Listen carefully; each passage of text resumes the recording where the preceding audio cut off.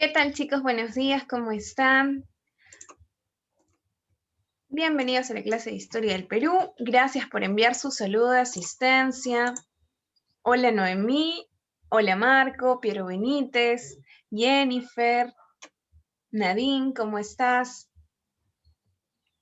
A ver quiénes más están. Adriana, ¿cómo estás? Buenos días. Daniel López, Sofía, ¿qué tal? Buenos días, profesor Mendoza, ¿cómo está? Hola, ¿cómo estás, Katy? Buenos días, muchachos. Bueno, esperé un momento que me he equivocado de cargar archivo. Bien, entonces voy a seguir admitiendo a los Sí, por alumnos. favor. Para los que no estuvieron, eh, para los que no estuvieron a las 8 de la mañana en la pequeña sesión de tutoría que tuvimos, mientras el profesor carga el archivo, les digo los 3 puntos de resumen. El primero es que va a variar el horario bueno, a partir de la próxima semana, el curso de física va a estar a cargo del profesor Mesa y va a dictarlo los días miércoles a primera hora, ¿sí? Y el curso de razonamiento matemático va a pasar para los días sábados al último bloque. Ese es el cambio en el horario en cuanto a los cursos, ¿ya? El segundo punto, que no lo recuerdo en ese momento, ya les voy a decir el tercer punto. El tercer punto es que el domingo 8 de noviembre, que vamos a tener nuestro simulacro, el profesor Mestanza les está ofreciendo la oportunidad a aquel que consiga el primer puesto de obtener una media beca, es decir, pagar la mitad de la mensualidad por este mes de noviembre. Así que ya tienes un incentivo más para participar este domingo 8 de noviembre en el simulacro que vamos a tener. También puedes invitar a tus compañeros, puedes invitar a externos, familiares, primos, amigos, hermanos que se estén preparando, que deseen dar el simulacro. Ellos también pueden participar. Solamente nosotros vamos a tener esta opción de alcanzar una media beca, ¿sí? Si tú ya pagaste la mensualidad, no te preocupes que también entras entras en el concurso, ¿de acuerdo? Esas son, cuando recuerdo el segundo punto les vuelvo a decir, pero esos son los dos primeros que recuerdo. Profesor, creo que Sí, ya podemos empezar. sí, lo que pasa es que me había equivocado solamente de título, estaba bien la diapositiva. Ay, bien. A ver, ¿quién es? Cristina, buenos días, ¿cómo estás? Cristina pone, oh my God, ok.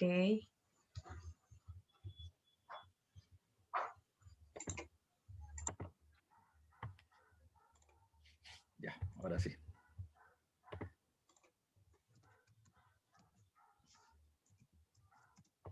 Hola, hola, muchachos, gracias por los saludos. Israel me pregunta si ya me encuentro bien. En realidad, no sé qué cosa es lo que tengo. El sábado estuve en una reunión con un doctor y me dice que lo más probable es que o tenga faringitis o me tenga que terminar quitando las amígdalas. A todas las mañanas me levanto mal. Así que, bueno, vamos a ver qué sucede. Pero la cuestión es que por eso estoy distribuyendo un poco todavía mis horarios. ¿Ya? Por eso es que sigo dictando miércoles como ahora, cuando debería dictar sábado, para intentar aminorar la carga de voz. O sea, estoy distribuyendo un poco mis horas. Así que gracias a Katy y al profesor Mestanza por darme esa posibilidad de cambiar un poquito mi horario. Y de todas maneras tenemos que seguir avanzando porque tu preparación no se detiene y nuestro objetivo común es que tú ingreses a la universidad. Así que hay que seguir trabajando en esto. Antes de comenzar, justo tenía una información que ayer tuve en una reunión de la universidad, y Katy también te puede interesar esto y le puede interesar a Joel. En el examen de admisión pasado, que terminó siendo virtual y que varios de ustedes tal vez dieron o que conocen, hubo una serie de, ¿cómo se puede decir?, de debate si es que se había terminado filtrando información externa, de si habían chicos que habían terminado plagiando o le habían terminado pasando la información por internet y que había muchas quejas de ese tipo, ¿no? Bueno, no sé si conocen esta información que les voy a dar, pero la universidad identificó 277 casos ya de ese tipo, o sea, de intentar filtrarse información a través de algún otro medio electrónico. Y a estos chicos que los han terminado, digamos así, pescando, haciendo este tipo de ilícito, y alcanzaron las vacantes, primero, no le están reconociendo la vacante definitivamente, y segundo, ya en el reglamento de examen de admisión se establecía de que si un chico terminaba encontrándose bajo esas condiciones, no iba a poder postular nunca más, o sea, no por un examen, no por dos exámenes, nunca más a San Marcos, ni tampoco a ninguna de las universidades católicas consorciadas, ni a ninguna universidad del Estado. O sea, chao Villarreal, chao Callao, chao Uni, ¿ya? Pero también sácale chao a, no sé, la Cayetana Heredia, chao la Católica, ¿ya? Y así, chao la Universidad de Piura, chao Universidad San Martín de Porres, etcétera, ¿ya? Entonces, tomen en cuenta eso, ¿ah? Ya, muchos terminaron teniendo esta característica de, bueno, vamos a hacer el examen o que me pasen así los datos por palomilla. Yo entiendo tal vez que a la universidad se le haya terminado pasando uno, dos o tres, ya que sea un caso raro, pero hay que tomar en cuenta de que por una cuestión, por una cuestión así, puedes terminar perdiendo la información, o sea, perdiendo la posibilidad no solamente de ingresar, sino de no volver a postular nunca más. Así que lo que hay que hacer es trabajar a conciencia, nada más. ¿Ya? O sea, el examen va a terminar siendo igual una competencia en la que van a terminar peleando todos contra todos solamente con una cosa, con tu conocimiento. Y tu conocimiento va a terminar dependiendo del aprendizaje en clase, va a terminar dependiendo de tu empeño fuera de clases, para terminar practicando, repasando y seguir trabajando, ¿ya? Yo siempre menciono esto antes de comenzar ya la clase porque el tiempo es corto, que el principal contrincante que tienes no termina siendo el otro compañero o persona que postula en la misma carrera que tú. La única persona contra la que compites eres contra ti mismo, contra tu flojera, contra tu más tarde estudio o la próxima semana, y así se van acumulando los temas. Así que siempre hay que darle con fuerza para el examen que va a terminar siendo en marzo ya de manera definitiva, ¿ya? Así que vayan pensando en eso. Bueno, acá ya se están planteando la UPC. No, la UPC tampoco vas a poder postular a la UPC por si acaso. ¿Ya? Ya, a la UPC no vas a poder. ¿Ya? Bueno, a las peruanas es una oportunidad. Vallejo, lo es todo. Telesub, están diciendo, hey, Telesub ya no existe. ¿Ya? ¿Ya?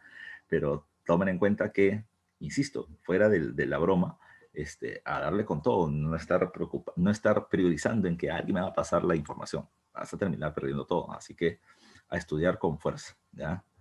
A la Oxford. Bueno, muchachos, comencemos porque el tiempo es cortísimo. Tenemos que hacer tres culturas. Tenemos que hacer Moche, Nazca y Tiahuanaco. ¿Ya? Así que comencemos a trabajar. Bueno, la clase anterior vimos el periodo formativo. En el periodo formativo les decía ya de que este se termina dividiendo en tres etapas: formativo inferior, medio y superior, teniendo en el centro a la cultura chavín como la cultura más importante, que logró establecer una difusión de su estilo cerámico y de su estilo religioso en gran parte de lo que ahora vendría a ser el territorio peruano. Tomen en cuenta también de que durante todo este periodo formativo el gobierno era dirigido por parte de sacerdotes que justificaban su poder en los dioses, y a eso se le llama un estado teocrático. Pero le decía que en la época del formativo superior nacen los militares, ya como un grupo armado, un brazo armado de los sacerdotes para poder mantener el poder en sus manos. Ahora, lo que hay que recordar es que el formativo superior, donde destacaba la cultura Paracas que trabajamos la clase anterior, te decía que era una época de tránsito, pero se le llamaba con el nombre de culturas puente. Era la época entre Chavín y en la siguiente época que vamos a ver hoy, que es el intermedio temprano. Decía que en esa época del formativo superior, las culturas van generando su propia identidad cultural o su propia identidad. ¿Por qué? Porque al principio ya dejan el dominio político de Chavín, pero siguen teniendo influencia de Chavín en el aspecto cerámico, en el aspecto religioso, en la imagen felínica de sus dioses y demás. Pero poco a poco se van desmarcando de ello, se van deschavinizando, era un término que les decía la vez pasada. Cuando ya logran su independencia, tanto política como cultural, es que entramos a este periodo llamado con el nombre del intermedio temprano, como lo llamaba John Rowe. Rowe, no se olviden, termina dividiendo a las sociedades entre horizontes, como está acá en el mapa, entre horizontes e intermedios. ¿Qué eran los horizontes? un mismo estilo de cerámica difundido a muchas regiones a la vez. ¿Qué es un intermedio? Ya el intermedio es el periodo que está entre los horizontes, como lo ves ahí en esa línea de tiempo. Y del intermedio, ¿qué encontramos? Encontramos que en una misma época coexisten diferentes sociedades con diferentes tipos de expresiones culturales o ceramistas en diferentes regiones. De esa manera vamos a encontrar acá varias culturitas, ¿ya? Moche en la costa norte, Lima en la costa central, Nazca en la costa sur, Cuismanco en la zona de Cajamarca, en la Sierra Norte, Recuay en la zona de Ancash, los Huarpa en la zona de Ayacucho, los Tiahuanaco en la zona del Altiplano. Entonces, misma época, diferentes sociedades, diferentes estilos culturales. Acá les voy a poner, primero, por cronología, que el intermedio temprano va entre el 200 a.C. y el 700 después de Cristo. En ese lapso de tiempo hay algunas características que hay que recordar. El primero es un cambio en la vida política. El gobierno ya no es solo dirigido por sacerdotes, gobierno teocrático, sino que ahora es compartido entre sacerdotes y militares, teocracia militar. Eso va a depender de la sociedad que estemos hablando. En el caso de Nazca, por ejemplo, los militares tienen más poder que los sacerdotes. Y en el caso de Tiahuanaco, los sacerdotes más poder que los militares. A ver qué me están preguntando por acá, por el chat. Ya, me están preguntando si Con es dios de la cultura Paracas. No, en el caso de Paracas, ya, el dios, su dios termina siendo el dios oculado, así se le llama. En Nazca es donde aparece la figura de Con como dios particular de este pueblo, ya, y Nazca lo vamos a ver ahorita. Ya, perfecto, ya, entonces sigamos trabajando. ¿Cómo podemos saber si los sacerdotes o los militares tienen más poder? Pues por dos cosas principalmente. Por las tumbas, ¿ya? Por las tumbas. Siempre las personas más poderosas van a terminar teniendo tumbas más grandes, con una mayor cantidad de lujos entre las ofrendas que se terminan poniendo en su tumba. Y por otro lado, ya va a estar ligado a la arquitectura. Es decir, si en una sociedad los sacerdotes tienen más poder, lo que principalmente se va a terminar construyendo y se le va a terminar dando más recursos para la construcción es a los templos, a las figuras religiosas. En cambio, si los templos terminan siendo cada vez menos importantes y se da más importancia a la fortaleza militar o a las ciudades, es porque los militares tienen más poder. ¿Ya? No se olviden de eso. Segunda característica ya del intermedio temprano es esto. Como te decía hace un rato, ya en esta época existen diferentes sociedades con características culturales o ceramistas diferentes. Por eso, ya es que otros arqueólogos llaman a este periodo como el periodo de los maestros artesanos. ¿Por qué? Porque se va a terminar teniendo una muestra de alto desarrollo artesanal, lo cual se va a terminar observando principalmente en la cerámica, ya en la cerámica y diferenciado por cada pueblo.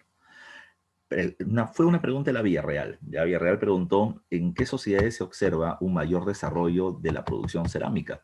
Y la respuesta terminaba siendo en Mochica y en Nazca, precisamente de la época del intermedio temprano. ¿Qué tiene Moche? Moche tiene huacos eróticos que no terminas encontrando en ninguna otra sociedad. ¿Ya? Pero sus huacos solo tienen dos colores. En cambio, Nazca, ya Nazca, no tiene huacos eróticos, pero tiene huacos muy polícromos, con 16 colores a la vez. ¿Ya? Una clara diferencia entre una y otra región. Los Tiahuanaco, por ejemplo, en la misma época van a terminar teniendo vasos de boca ancha, a los cuales se les conoce con el nombre de queros, que también es una diferencia con respecto a los pueblos anteriores. Cada pueblo, en el ámbito artesanal, como por ejemplo en la cerámica, va a terminar teniendo una diferencia grande entre unos y otros. La tercera característica es que son sociedades hidráulicas. Te había mencionado que Chavín adquiere un gran poder por dos cosas, porque sus sacerdotes son astrónomos muy precisos y terminan dando datos muy especiales con respecto al tiempo y al clima para la agricultura, pero también porque saben manejar el tema de los canales de regadío para aumentar la producción agrícola, ¿ya? En la época final de Chavín, el poder de este va a terminar decayendo. Y lo que hay que considerar, ya lo que hay que considerar es que en diferentes regiones, estamos en el Perú para comenzar, ¿no? Costa, Sierra, Selva, Chala, Sunijanca, Cordillera, Rupa-Rupa, Maua, etcétera, región Quechua. Son diferentes regiones, diferentes microclimas, diferentes tipos de terrenos, y es por eso que desde el formativo superior, los sacerdotes locales comienzan a tener un conocimiento muy especial de su geografía. Ya no un conocimiento general como tenía Chavín, sino un conocimiento específico de su geografía. Y esto se va a terminar observando en esta época.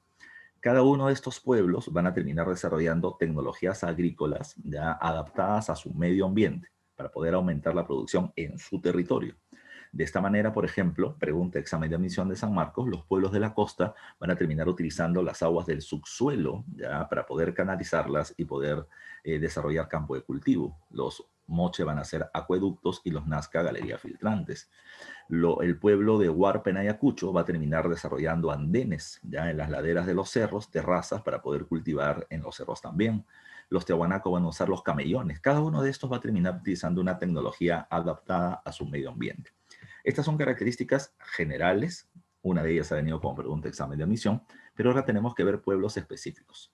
Los pueblos que nos pide el prospecto de examen de admisión terminan siendo Moche, Nazca, Recuay y Tiahuanaco. Entonces vamos a terminar viendo los 4, aunque Recuay lo vamos a ver muy poquito. ¿ya? Vamos a ver primero acá un mapa. Estas son las culturas de la época del intermedio temprano. ¿ya? Como te decía, costa norte Moche, costa central Lima, costa sur Nazca en Ica, Cuismanco está en Cajamarca, ya en Cajamarca. Recuay se termina encontrando en la zona de Ancash. Y esto es precisamente un dato. Cuando hablamos de Recuay, hay que tomar en cuenta que Recuay termina siendo la época de la decadencia de la cultura chavín. Yo te había dicho algo la vez pasada. Chavín, la gran Chavín con dominios en costa, sierra y parte de la selva, el primer horizonte, la primera síntesis cultural, no nació siendo grande, nació siendo chiquita. Se llamaba Huántar, Chavincito si le quieres poner ya. Huántar se termina transformando en Chavín en su época de apogeo, pero en su época de crisis se le va a conocer con el nombre de Recuay, ubicado en el callejón de Huaylas en Ancash.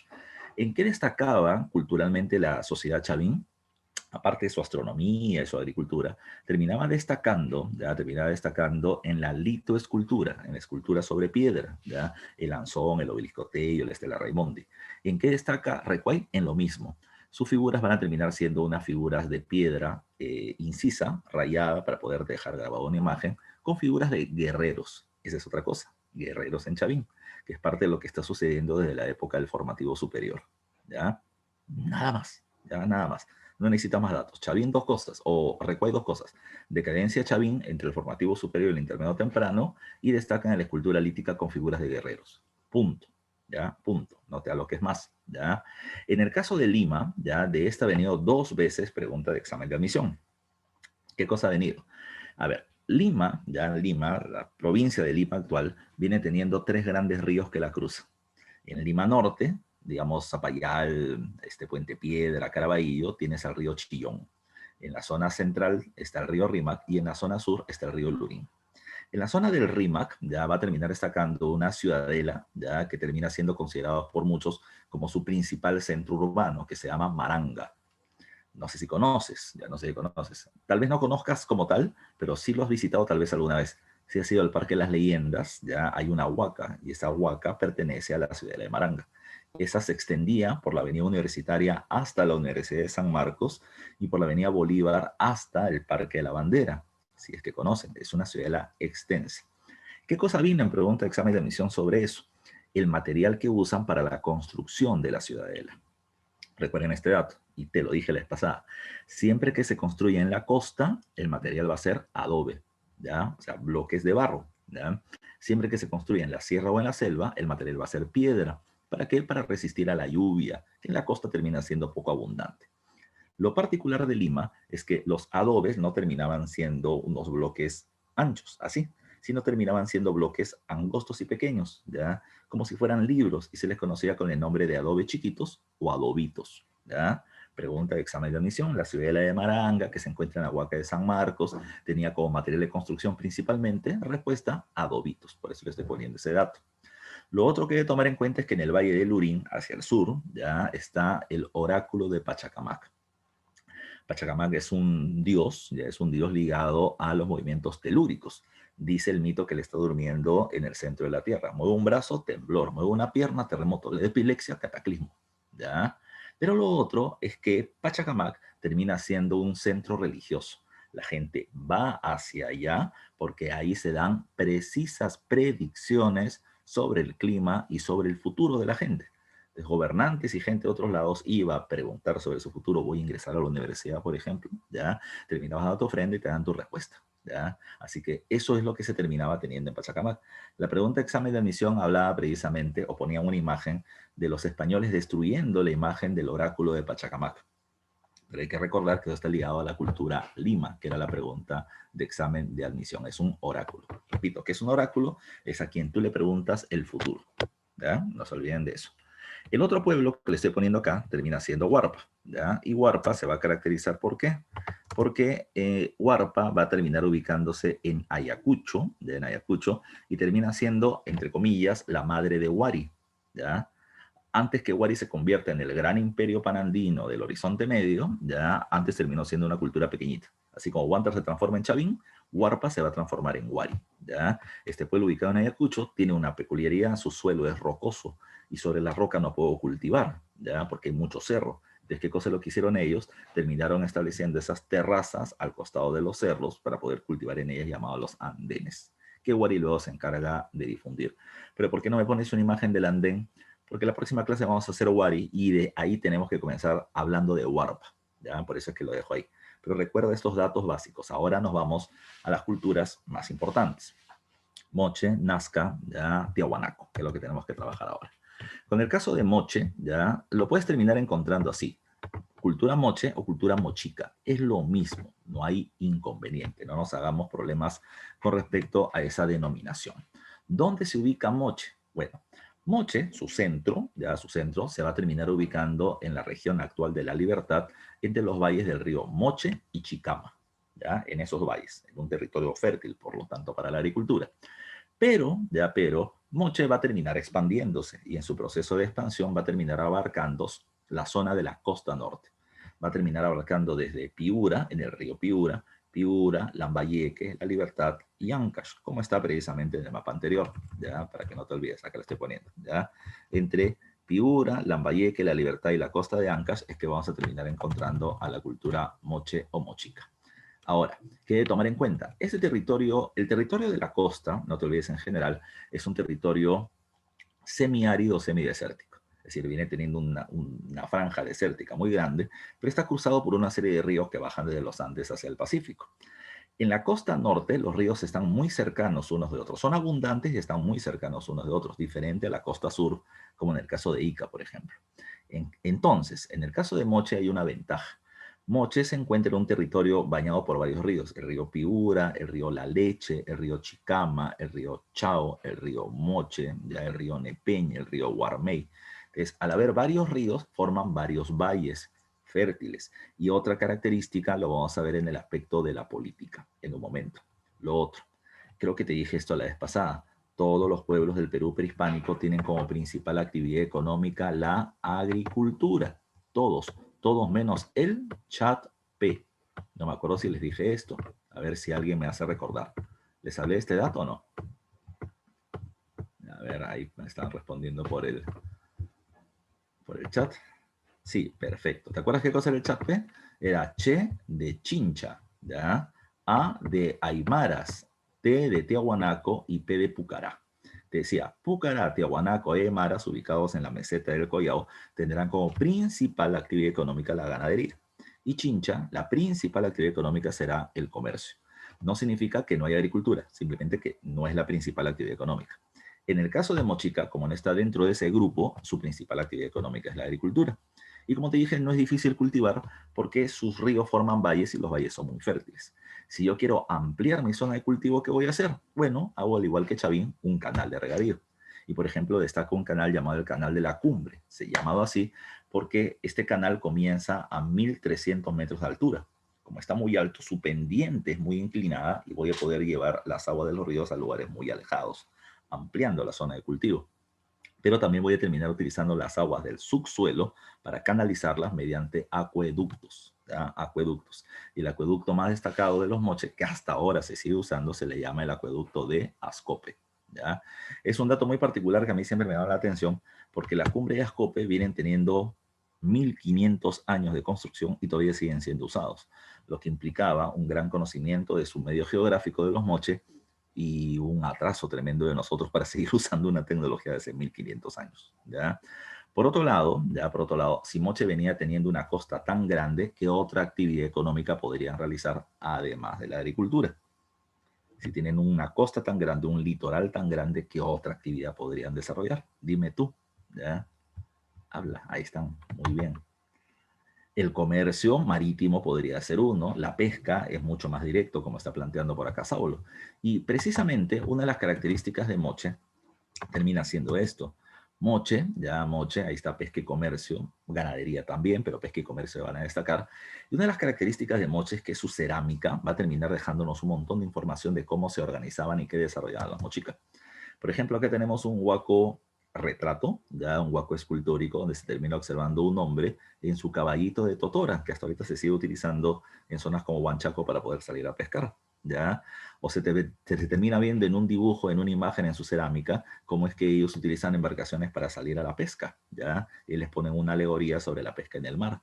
Es una cuestión muy importante de los moches que vamos a ir viendo poco a poco. En el aspecto político, hay un punto más complejo.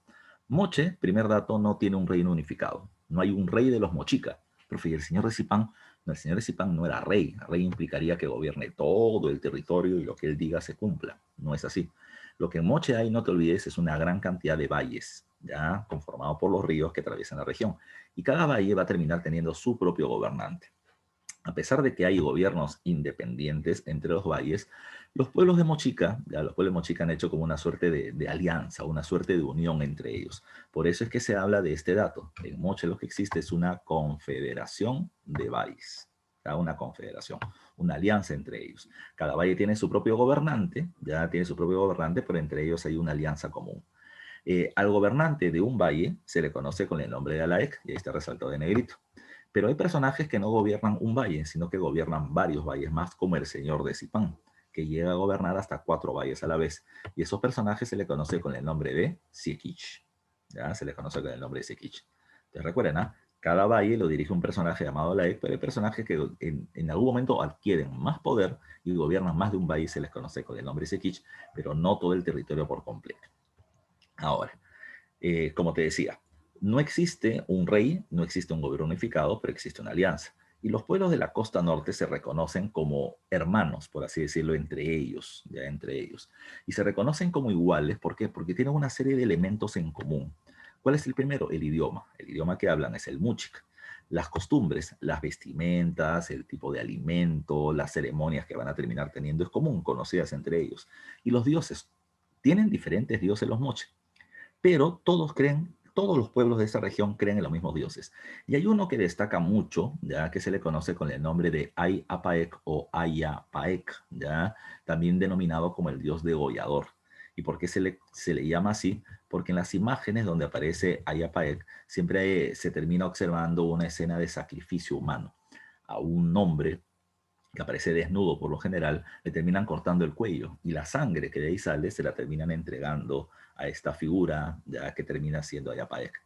¿Quién es Ayapaec? Bueno, sobre Ayapaec hay varias interpretaciones, pero las interpretaciones más recientes plantean que Ayapaec no es un dios en sí, sino que Ayapaec representa algo, representa al ejército moche en constantes guerras, porque se observa que siempre está enfrentando a seres mitológicos extraños, a seres con cuerpo de venado o de cuerpo de serpiente.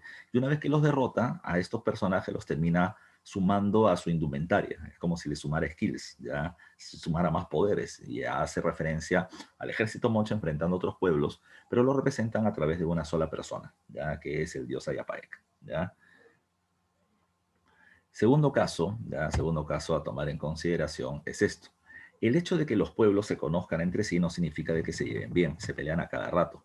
Y las peleas, recuerden en la época terminan siendo por algo. Todas las guerras en todas partes del mundo de ese periodo y de épocas anteriores terminan siendo por tierras fértiles y por mano de obra de la población. Ahora, hay teorías que terminan mencionando algo. Cuando los pueblos terminan siendo numéricamente reducidos, no es conveniente hacer una guerra contra otro pueblo. ¿Por qué? Porque si yo le gano, ya si yo le gano y se genera una matanza tremenda, voy a tener tierras, pero no quien la trabaje. Por eso es que los líderes moches terminaron estableciendo una suerte de pacto, ¿ya? En donde los líderes venían teniendo su selección de militares. Y estos militares terminaban teniendo, lo que dice acá, batallas rituales, ¿ya? Profesor, ¿cómo es eso? Sino que en las huacas, como la huaca de la luna, por ejemplo, se terminan teniendo espacios, ¿ya? Donde las tropas de uno y otro señor se pelean. Y la idea precisamente es, ya, y la idea es enfrentar y derrotar a las tropas del Alaek vecino, pero una vez que lo derroto, la idea no es matarlo, ¿ya? La idea es capturar, ¿ya?, al militar derrotado, ¿ya?, y luego entregarlo en sacrificio al dios Ayapaek, para que se sienta contento y nos termine beneficiando con recursos, con lluvia, con alimentos y demás, ¿ya? Esa es parte de lo que se termina observando en Moche.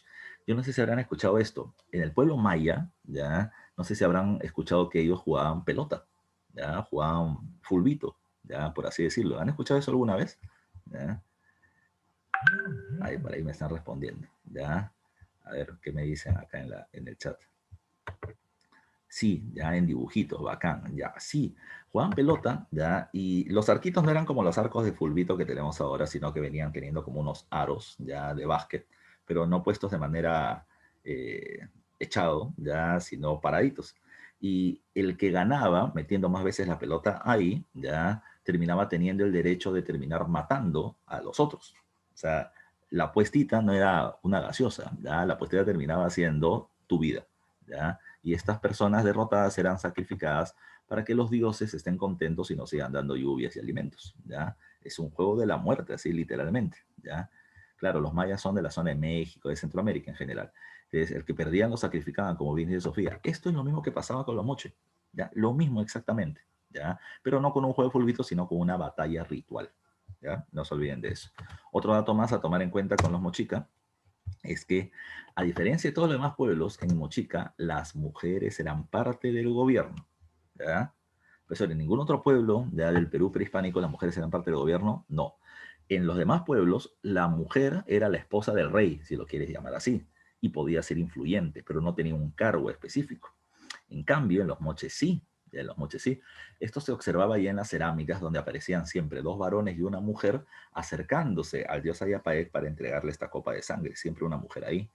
Luego se terminó encontrando una tumba a medio saquear, ya que es la tumba de la sacerdotisa de San José de Moro, que estoy poniendo acá en la diapositiva, pero el caso más emblemático sin duda termina siendo el señor de Zipán, ya el señor de Zipán, o disculpa, la dama de Cao.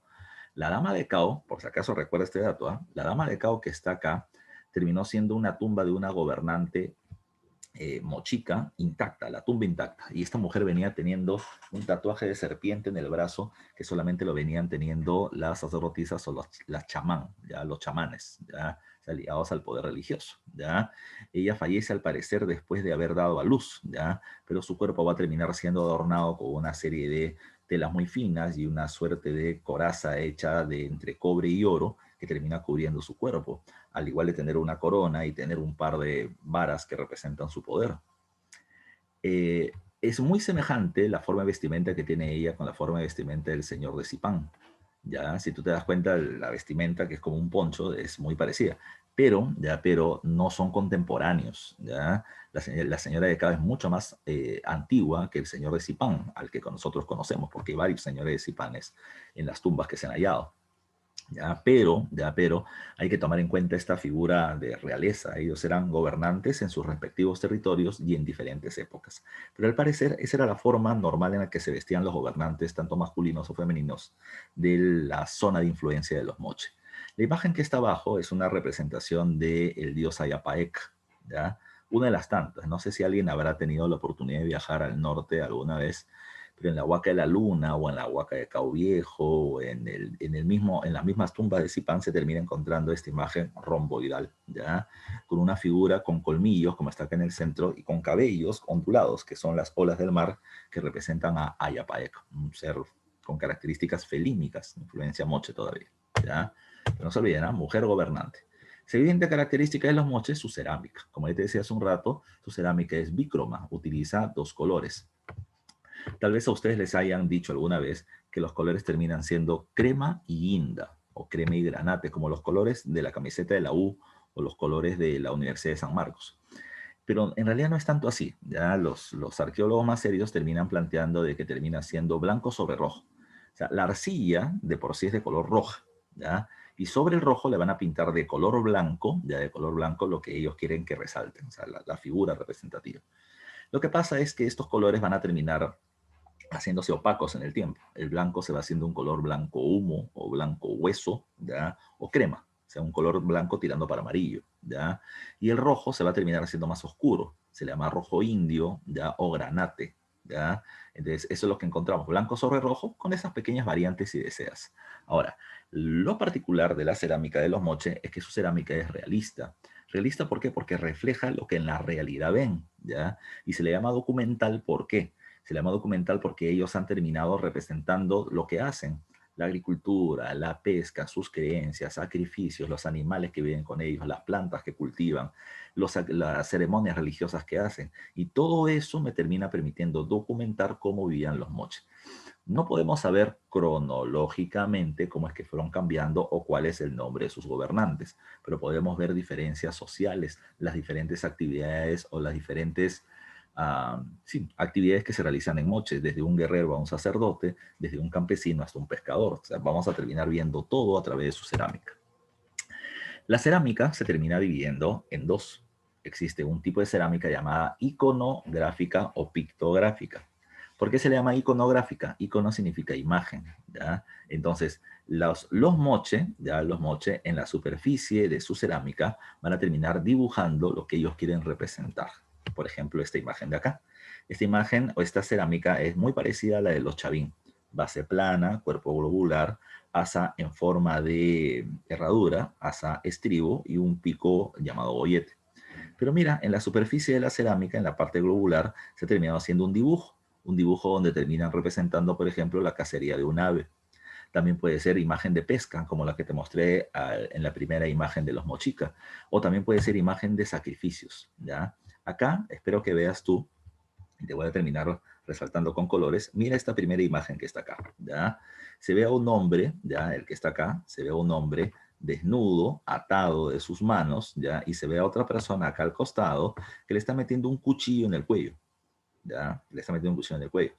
En la segunda imagen que está acá al costado, mira tú, esta persona se está desangrando, mira las gotas de sangre que caen, y este sacerdote que está como en éxtasis, ya tiene una copa en la mano, y esa copa está cayendo precisamente la sangre. Sangre que luego le va a terminar siendo entregada en esta copa, ya por parte de ese personaje, a esta figura de mayor tamaño. Este de acá vendría a ser Ayapaek, ya, Ayapaek. Y estos de acá terminan siendo las personas que se pueden acercar a la divinidad. Uno termina siendo un hombre, ya, un hombre, ya, otro hombre y una mujer. Entonces tomen en cuenta de que siempre hay una mujer cerca a los dioses, ya cerca a los dioses, y acá se está poniendo sus actividades. Esta es una creencia religiosa, ya por eso sacrifican gente para entregarle sangre a los dioses, pero es parte de una práctica ritual que ellos terminan realizando, ya. Entonces es parte de lo que ellos representan. En los dibujos van a representar lo que hacen, lo que creen, lo que sienten, ya. Ahora, a ver, vamos a ver qué me están poniendo en el chat para ver si hay alguna pregunta a responder. Me están preguntando, profe, Saulo me pregunta, profe, ¿esta persona a la que le están matando es un esclavo? No, la persona a la que le están matando es un guerrero, no te olvides de las batallas rituales, es un guerrero que derrota y que su sangre va a terminar siendo entregada en sacrificio a los dioses, ¿ya? Ya. Lo que pasa es que acá se termina viendo, mira tú en particular algo, ¿ya? No es la única cerámica de sacrificio que se encuentra.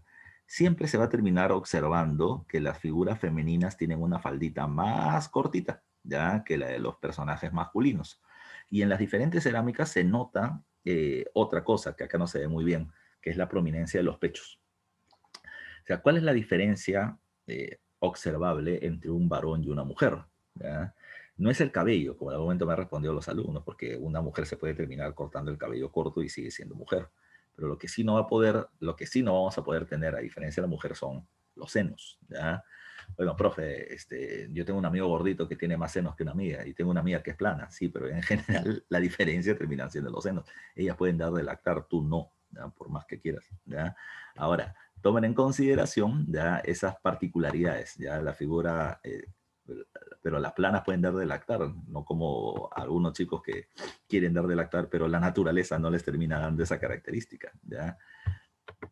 Ahora, tomen en consideración otro dato. Así como está la cerámica pictográfica, está otro tipo de cerámica que es la escultórica.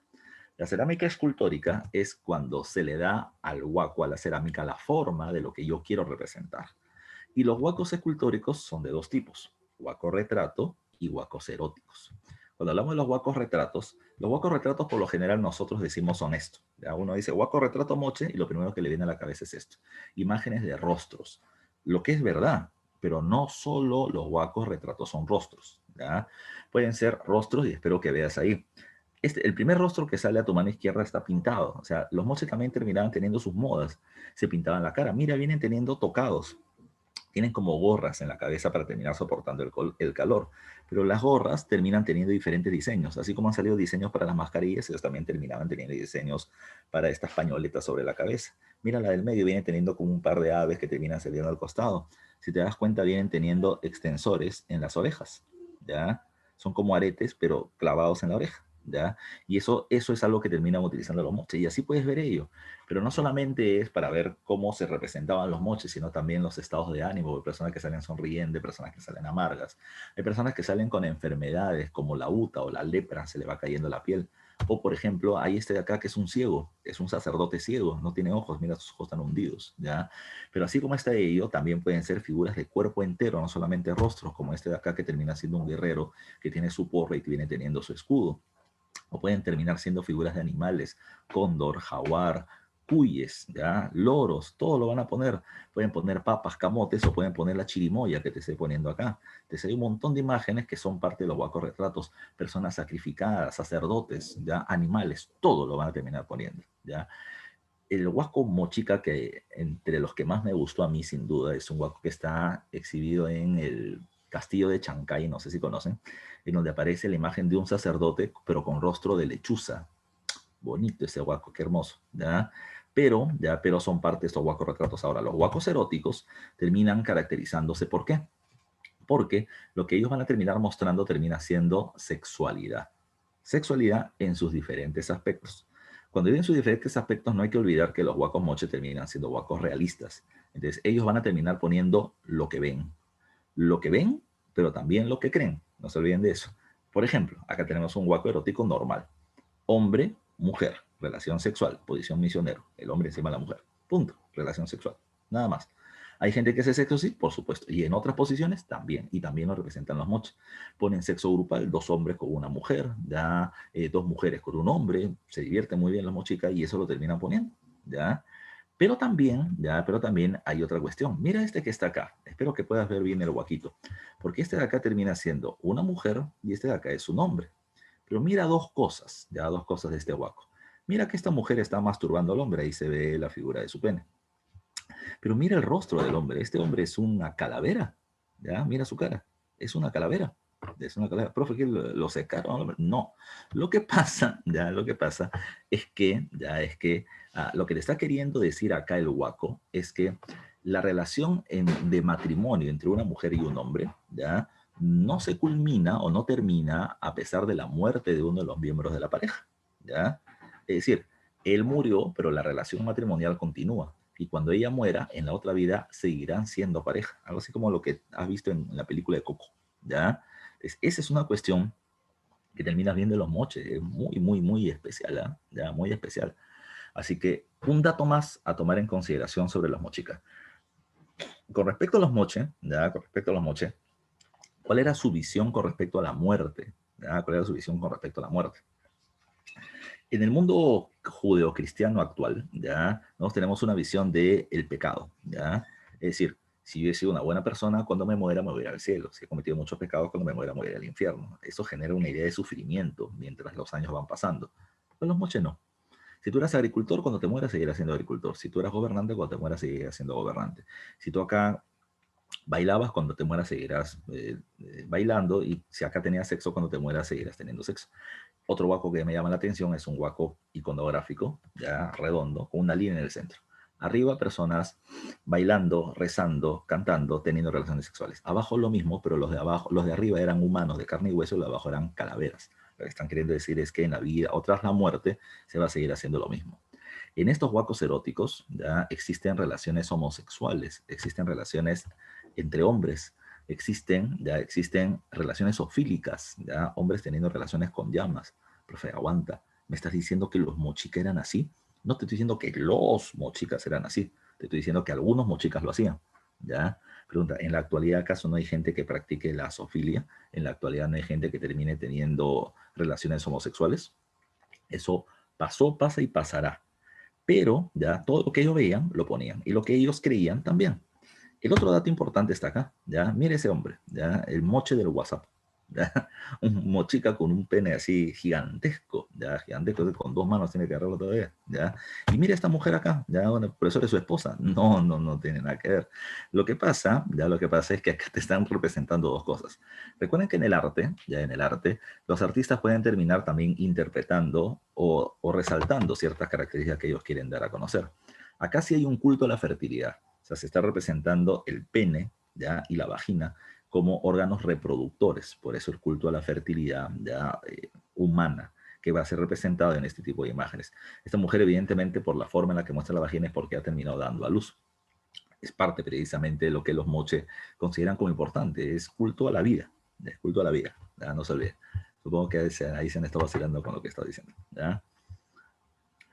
Sus compañeros me preguntan si eran liberales los mochicas, ¿ya? Y la respuesta termina siendo, mira, es que en las cuestiones sexuales la gente es menos cohibida que en la vida social, ¿ya? Entonces, la gente hace lo que se le ocurre, ¿ya? Y si nosotros lo hacemos, ustedes no, porque ustedes nunca han hecho eso, ¿ya?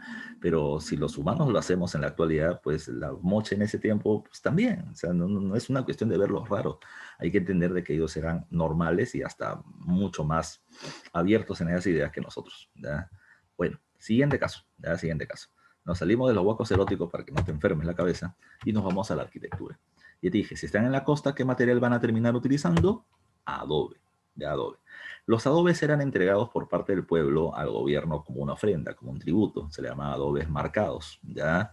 Por otro lado, sus huacas, ya sus centros arquitectónicos terminan siendo centros urbanos y ceremoniales. O sea, es una ciudad administrativa y en su interior venía teniendo templos. Por otro lado, ya destacan cuáles. La Huaca del Sol, de la cual no se conoce nada. Profesor, ¿cómo que no se conoce nada? No se conoce nada. Si tú vas a la Huaca del Sol, lo que vas a encontrar es un cerro. ¿Profesor, un cerro? Sí, lo que pasa es que está cubierto de arena. Y los arqueólogos no la descubren, ¿por qué? Porque no hay plata, no hay financiamiento. Pero al frente está la Huaca de la Luna, que sí está súper investigada y es hermosísima, hermosísima. En la Huaca de la Luna se han encontrado una gran cantidad de murales con esa figura romboidal que te mostré hace un rato con el rostro de Ayapaec. O está, por ejemplo, una imagen llamada con el nombre de la danza de la muerte. Si te das cuenta que hay un montón de personas ya que están atadas, no se ve muy bien, pero que hay como una soga al cuello. De acá, una persona tiene una soga llevando a otra persona. Y acá está la soga una soga que lo une, una soga que los une, una soga que los une. Todos son desnudos, llevándolos precisamente como hacia su sacrificio. Pero también está el mural de los mitos, donde aparecen la división entre hombres y mujeres, gobernantes, varones y mujeres, animales y humanos, ya para diferenciar precisamente esa característica. La rebelión de los objetos, que es esta imagen que está acá. Mira tú esta imagen, muy especial. Mira, acá tienes la imagen de una porra, pero con manos y piernas, que está llevando a otra porra para golpear a alguien. O acá encuentras la figura de un escudo con una porra. Hay muchas interpretaciones ya sobre esto. Es como el avance de la tecnología que vienen teniendo los moche, y otros hablan de que son militares, son gente del pueblo que ha sido obligada a pelear y que ahora se están rebelando. ¿Por qué no les ponen cuerpo humano? Porque ellos son cosas, son seres inferiores. Los seres inferiores han terminado humanizándose y han terminado rebelándose por los abusos que podían haber entre ellos. Diversas explicaciones, pero todo eso está en la huaca de la luna. No solamente está eso, está el complejo del brujo. Un complejo es un espacio arquitectónico donde hay varias construcciones. Y hay dos, la Huaca del Brujo y la Huaca de Cao Viejo, donde destaca la tumba de la señora de Cao. Así como está ello, también habría que tomar en cuenta a el mausoleo del señor Zipán, que es la Huaca Rajada, donde se observa la imagen que te mostré. Recuerda que el señor Zipán, cuando lo hayan, ya su cuerpo, bueno, su cuerpo está vestido con telas y con joyas muy finas, lo que muestra, no te olvides, el gran desarrollo de orfebrería o la producción de joyas que venía teniendo Mochica. Pero eso súmale de que una serie de personas fueron sacrificadas a su alrededor, ¿ya? Para que lo acompañen en su otra vida como gobernante. En la orfebrería de Zipán, por ejemplo, destaca esto, ¿ya? Destaca de esta corona como si fuera de un pulpo del señor de Zipán, las orejeras que viene teniendo él mismo y un collar hecho de cuentas de maní. La parte izquierda, si te das cuenta, es de oro y la parte derecha de plata, el sol y la luna, ¿ya? Que para ellos termina siendo importante, ¿ya? ¿Por qué cae Mochica? Mochica al parecer termina cayendo producto, ¿ya? Producto de un fenómeno del Niño a finales del intermedio temprano, y ante su crisis, Wari los va a terminar absorbiendo. Pero eso lo vemos todavía en la próxima clase. En la costa sur va a destacar Nazca, y Nazca se va a terminar ubicando, su centro se ubica en el departamento de Ica, específicamente en el Valle del Río Grande, ¿ya? La zona de Ica no viene teniendo una gran cantidad de suelos fértiles. La zona de la costa sur es más desértica que la costa norte, cosa que Sardo te decía. Y su expansión territorial va a ser muy pequeña, ¿ya? Nazca solamente se va a desarrollar en el departamento de Ica, desde Pisco hacia el sur, y va a terminar llegando a tomar solamente una partecita al norte de Arequipa, que es el Valle de Acarí. Su expansión es bien pequeña y uno espera de Nazca otra cosa. A mí Nazca me decepciona. Nazca es un pueblo guerrero, Nazca debió arrasar un montón de pueblos, pero al contrario, Nazca va a tener una expansión territorial muy corta. En el aspecto económico, su principal actividad económica es la agricultura. Si no está en el Chatpé, su principal actividad económica es la agricultura. Pero tú me estás diciendo que es un territorio más desértico. ¿Cómo tiene principal actividad económica la agricultura? Lo que pasa es ese dato que estoy poniendo ahí. No siempre tuvo un suelo árido. Nazca va a terminar pasando por 3 periodos climáticos. Por una primera época de suelo tropical, vegetación inmensa, pero luego, poco a poco entra en un proceso de desertización. En una segunda etapa, cuando la zona tropical se va secando, ya se va secando, ellos van a comenzar a sacar agua del subsuelo mediante esta tecnología que terminan siendo las galerías filtrantes o puquios, también llamado ojos de Nazca, que es lo que está acá. Si te das cuenta, termina siendo una excavación en forma de espiral, ¿ya? Que va bajando hacia el subsuelo. ¿Y va bajando para qué? Para poder obtener el agua del subsuelo, ¿ya? Y poder utilizarla, ya sea para el consumo o para poder cultivar en las laderas, ¿ya? De esta zona. Son varias galerías que están precisamente puestas de un lado a otro para poder principalmente ya descender y terminar sacando los troncos, las ramas que obstruyen el paso del agua, que es para poder darle una suerte de manutención, para poder siempre mantenerlas activas y que se pueda terminar utilizando para su consumo. Así como tenemos el caso de Nazca con la agricultura, recuerden que Nazca también va a terminar teniendo costa y tiene pesca, tiene comercio, tiene contacto con el pueblo de los Huarpa de Ayacucho, ¿ya? Y así por el estilo, otras actividades más, pero la agricultura sin duda es la más importante. En el caso del gobierno, Nazca es un estado teocrático militarista, pero te dije hace un rato que en Nazca los militares tienen más poder que los sacerdotes. Por eso es que, pregunta examen de admisión, en aquellos pueblos donde los militares tienen más poder, se habla de una aristocracia guerrera gobernante. Y esto es lo que encontramos en Nazca. ¿Cómo sabemos que los Nazca tienen más poder? Porque lo que va a terminar importando en Nazca, más que los templos, son las ciudades. Se van a construir teres. Una se le conoce con el nombre de Cahuachi, que luego se convierte en una zona religiosa. Luego se encuentra Estaquería y en una época final la Tinguiña, ¿ya? 3 centros administrativos o 3 ciudades que van a terminar teniendo este fin administrativo antes que religioso, ¿ya? Lo otro que hay que tomar en cuenta es que en muchas cerámicas se va a terminar observando la imagen de cabezas trofeo, ¿ya? Que era algo que utilizaban los militares. Y te explico. Cuando los Nazca estaban en guerra contra otros pueblos, profe, ¿por qué los Nazca estaban en guerra contra otros pueblos? No te olvides, te lo dije la semana anterior, no te olvides que Nazca es un heredero de Paracas. Y Paracas en su época necrópolis es un pueblo guerrero, ¿ya? Entonces, Nazca continúa esa tradición de guerra, de enfrentamientos. Pero lo que hacen los Nazca es una particularidad. Al enfrentarse a otros pueblos y vencerlos, se cree que ellos venían teniendo una suerte de beneficio militar que participa en la guerra, militar que puede cortarle la cabeza a un contrincante. Esa cabeza la va a terminar poniendo un cinturón y se le conoce con el nombre de cabezas trofeo. Tenía varias funciones la cabeza trofeo. La primera era una suerte de reconocimiento militar. A más cabezas que yo tenga, significa de que tengo más experiencia militar, una suerte de rango dentro del ejército. La segunda característica, ya, además de eso, termina siendo ¿cuál? Que las cabezas trofeo terminaban sirviendo como una forma de amedrentamiento, una forma de atemorizar. Imagínate a un nazquense, o sea, imagínate que no estuviéramos ahorita en una clase virtual, que estuviéramos en la aula, ¿ya? Yo al frente dictando, ustedes ahí atendiendo y participando, y en la puerta, ya en la puerta o en tu puerta, ahorita cuando estás haciendo clase, en tu puerta se termina apareciendo un militar nazquense. Imagínate esto. El militar nazquense es chato, promedio 1,60 m, ¿ya? 1,60 m, aparece sin polo y con un taparrabos nada más. Sin polo aparece así agarrado, con chuzos en el cuerpo, ¿ya? Y termina apareciendo con las cabezas trofeo. ¿Qué cosa es lo primero que le ves? ¿Qué es lo que más te llama la atención de esa figura de militar nazquense que te acabo de mencionar? ¿Ya? Lo voy a repetir, ¿ah? Chato, ya fornido, agarrado, ya con un montón de chuzos en el cuerpo y con las cabezas trofeo en su cintura. ¿Qué es lo que más te llama la atención? ¿Qué es lo primero que le ves? ¿Ya? Su compañero Israel me dice los chuzos, Adriana me dice las cabezas, ya, Daniel me dice la cabeza, tengan cuidado acá, las cabezas trofeo, digan así, porque después sus compañeros pueden interpretar otra cosa, ya. Entonces, la idea precisamente de la cabeza trofeo, ya, es esa, ya, es generar pánico. Rodrigo me entendió el chiste. La idea es generar pánico, ya, la idea es, si ha matado a otros seres humanos, también me va a matar a mí, ya, también me va a matar a mí. Así que por lo tanto, ya, por lo tanto, cuando yo vea a ese militar, le digo, ok, oye, ¿me vas a atacar? Sí. ¿Y me vas a matar? Sí. Ah, invádeme nomás, papá. ¿Para qué te vas a hacer la bronca si me quiere matar? Entonces la idea era terminar generando victorias sin terminar haciendo violencia. La idea es atemorizar. A ver, ¿usted por dónde vive? Yo supongo que varios viven en Villa María del Triunfo, Villa El Salvador, San Juan de Miraflores, Lurín, Pachacamac, ¿ya? Y otros compañeros hasta de provincia terminan siendo. A ver, tú que vives en zona picante, ¿verdad? ¿Ya? Tú que vives en zona brava. Imagínate que no hay pandemia, ya no hay pandemia, y te pasa una fiesta, como tal vez alguna vez haya sido. Y estás regresando para tu casa, como ponle 1 de la mañana, 2 de la mañana, ya, con un grupo de amigos.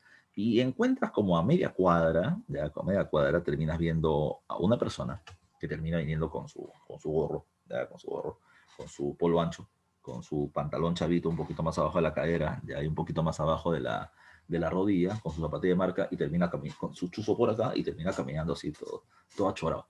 ¿Ya? Pregunta, si tú lo ves a media cuadra, ese pata, ¿qué cosa es? ¿Ya? Ese pata que se está acercando, ¿qué cosa es? Ya dice, Franco, el que termina siendo San Juan de Miraflores, ya ese pata, el Brian, pe, ya perdiste, pe, causa, ya perdiste. Si ya perdiste, lo primero que tú vas a hacer es, te das media vuelta, vas corriendo, chapas un taxi, lo que sea, pero te escapas de ahí porque ese pata, supuestamente choro. Él, si te das cuenta, él está vistiéndose así con un objetivo. Él está representando o simbolizando, ya simbolizando que es un pata chorado, ¿ya? Y que nadie se meta con él. Y si yo me acerco a ti, ya perdiste, pues, ya perdiste. Es lo mismo que están haciendo los militares Nazca. Los militares Nazca están poniéndose con este reflejo de guerrero, maleado, asesino, corta cabezas, degollador, para que tú te termines teniendo pánico. Otro dato más, como te estoy poniendo ahí en la diapositiva. Estas cabezas sirven como medio de amedrentamiento, atemorización, pero más cabezas, más experiencia militar sirve para poder hablar de una jerarquía. Y el otro caso es este. Estas cabezas que los militares obtienen se las terminan dando a los sacerdotes. Y los sacerdotes la terminan entregando a los dioses, ya como una suerte de sacrificio. Hay un dato que no me acuerdo si te dije la vez pasada, pero se tiene que ver más con Wari que con este. Es lo siguiente. Escúchame, ¿no? No son los dioses quienes crean a los hombres, son los hombres quienes crean a los dioses, como un reflejo de lo que quieren ser. De esa manera, Nazca es un pueblo guerrero y ellos van a representar un dios guerrero, un dios guerrero. Y ese dios guerrero de los Nazca es este personaje que está a continuación y se le conoce con el nombre de el dios Kon, que me estaban preguntando hace un rato por interno. El dios Kon, mira tú, termina siendo un ser antropomorfo. ¿Qué significa antropo? Hombre. Morfo, que tiene forma. Tiene piernas, tiene cuerpo y tiene una cabeza. Pero su cabeza está recubierta por una suerte de máscara de felino. ¿Ya? Segundo, en su mano derecha tiene una porra, ¿ya? Una porra, símbolo militar. Y en su mano izquierda tiene una cabeza. ¿Ya? Y esta misma imagen la vamos a terminar viendo acá. ¿Ya? Mira, o sea, ahí está como que de costado, de perfil, para que lo veas mejor. Y viene teniendo como una suerte de corona larga, como si fuera un velo de novia, donde hay varias otras cabezas. O sea, ese dios es un dios también ligado a la decapitación, es un dios que le gusta la sangre, que le gusta la guerra, que le gusta cortar cabezas. Eso le hace sentir bien. Y los militares Nazca, ¿qué es lo que hacen? Le entregan las cabezas que han matado de sus contrincantes, como diciendo, estamos haciendo lo que tú, Dios, haces, te estamos acabando con nuestros enemigos y te entregamos la cabeza a ti para que estés contento. Y Dios, oh, qué rico, bien por ti, compadre. Más alimento, más lluvia, más bendiciones. Es parte de esta situación que los Nazca terminan realizando. ¿Ya? Voto. ¿Quién votó? Dime, Saulo. Dime tú. Dice, profe, pero ¿y voto? ¿Quién votó? Ah, ya. Pero el dios volador, ten cuidado. El dios volador está más ligado a Nazca, disculpa, Paracas. Este es el que aparece en los mantos, como que estuviera entregando el algodón como un regalo precisamente hacia el pueblo. No te olvides algo que te estaba comentando. Recuerda que hay una suerte de tránsito de Chavín a Nazca, ¿ya? La vez pasada les puse esta imagen. Había una imagen del dios de los báculos en versión femenina. ¿Te acuerdas que le ponía que tenía una vagina con colmillos? ¿Ya? Que esa es la influencia chavín. ¿Ya? En épocas tardías aparece Voto, el dios volador, y aparece el ser oculado. Pero para Nazca más va a destacar este personaje. Y recuerdo otro dato. No estoy diciendo que Con sea el único dios. No estoy diciendo eso. Porque no hay monoteísmos. Ya hay politeísmo. Simplemente es el dios más representativo, más importante, si lo quieres terminar llamando así. Otro dato a tomar en cuenta. Ya a tomar en cuenta. A ver, salimos de los militares y el gobierno y nos vamos a la cerámica. Te decía que los pueblos que más destacan en el intermedio temprano en cerámica terminan siendo Moche y Nazca. Moche por sus huacos eróticos y Nazca por su policromía que utiliza hasta 16 colores a la vez. Ahora, hay dos colores que usan muy poco, que terminan siendo el color azul y verde, que están ligados para temas de fines religiosos, ¿ya? O sea, cuando se pone la imagen de un dios o cuando se termina utilizando estas figuras para temas religiosos o temas mortuorios, ya se utilizan los colores verde y azul. Si no, no se usa. Por otro lado, hay un horror al vacío. ¿Qué significa el horror al vacío? Significa ya que la cerámica va a terminar siendo pintada en su totalidad en la superficie, como está acá. Esta cerámica va a ser pintada de marrón, de plomo, de blanco, de crema, etcétera, de diferentes colores, pero toda la superficie va a ser pintada. Algunos arqueólogos terminan planteando, y psicoanalistas terminan planteando de que se hace así, como una suerte de evitar dejarle un vacío a la muerte para que pase del plano de los muertos al plano de los vivos y nos termine matando. Quién sabe sea así, pero la cuestión es que pintan toda su cerámica por completo. La otra característica es que destacan por lo pictórico sobre lo escultórico. Profe, ¿cómo es eso?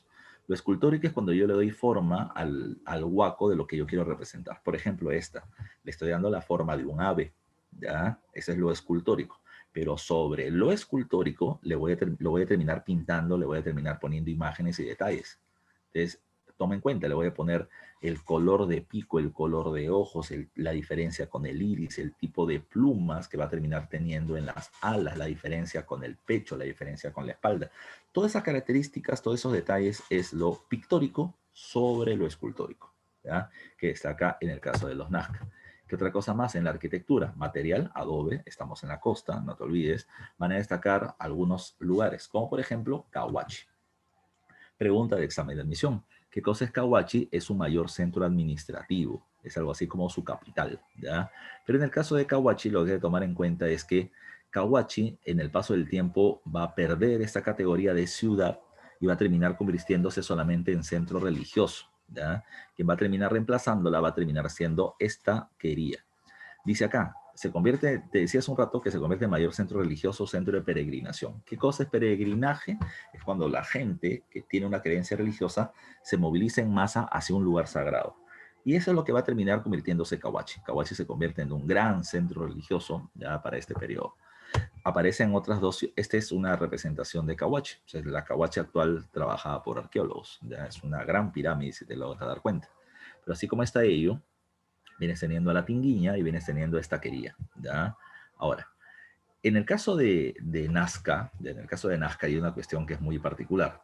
Su arquitectura es planificada. ¿Qué significa? ¿Ya? ¿Qué significa? Bueno, toda la arquitectura es planificada. Es como que, por ejemplo, tú eres un arquitecto, un ingeniero, y antes de construir algo vas a hacer una maqueta, ¿ya? Entonces, ¿qué es lo que tú terminas observando en Nazca? Va a terminar observando, ya va a terminar observando, ya por acá, un centro de gobierno, ya un espacio para los dirigentes. Al costado vas a terminar encontrando un templo, vamos a poner así, o sea, una zona religiosa. Vas a terminar encontrando una fortaleza para los militares o un cuartel. Vas a terminar teniendo una zona de recaudación de impuestos, ¿ya? Donde la gente va a terminar yendo a pagar sus ofrendas. Vas a terminar encontrando viviendas para los nobles, ¿ya? Para los nobles. Y vas a terminar encontrando centros de viviendas y centros de producción de los artesanos. De lo que yo te quiero mostrar acá es que hay una arquitectura planificada. ¿Por qué? Porque hay jerarquías, ¿ya? Está el Estado, ya la administración del gobierno, la clase gobernante y los trabajadores de la clase gobernante, ¿ya? Entonces se nota que existe una diferenciación y una jerarquía social. Cada uno de ellos tiene un espacio para que se ubique ya en el rango de poder en el que se encuentra. Y la ciudad se encuentra amurallada además. Este tipo de construcciones es algo que no se había visto antes. ¿Ya? Es algo que no se había visto antes. Nazca es el primero que comienza a construir ciudades así. Y son solo 3. Pero va a ser importante porque alguien más adelante, Wari, va a agarrar este modelo y lo multiplica. Y ahí están las cabezas de región de los Wari, que van a ser 51, pero tomando como modelo a los Nazca. El otro caso son los geoglifos. ¿Ya? Si uno habla de Nazca, lo primero que le viene a la cabeza son las líneas de Nazca. ¿Qué son las líneas de Nazca? Terminan siendo grandes figuras que se van a terminar representando en las pampas de Palpa, Nazca e Ingenio. Es importante recordar que es una pampa. Una pampa termina siendo un territorio llano, ya un territorio plano, pero termina teniendo un suelo árido, ya un suelo desértico. Esa es una particularidad importante a tomar en cuenta. ¿Por qué? Porque en esta zona donde está la línea de Nazca es un territorio donde no llueve, ya donde no llueve. Entonces es seco, seco, seco por completo. Y además de eso, su suelo viene teniendo ya óxido ferroso. Se viene teniendo partículas de fierro en la parte superior, las cuales con el contacto con el aire se van a oxidar y por eso vienen teniendo un color medio rojizo. ¿Ya? Si tú sacas ese suelo rojizo, ese óxido de fierro de la parte superior, lo que vas a terminar encontrando abajo es una tierra blanca, que hace un claro contraste, blanco ya con rojo. Y precisamente cuando haces esto, las líneas blancas son las que van a terminar representando las imágenes de la línea de Nazca.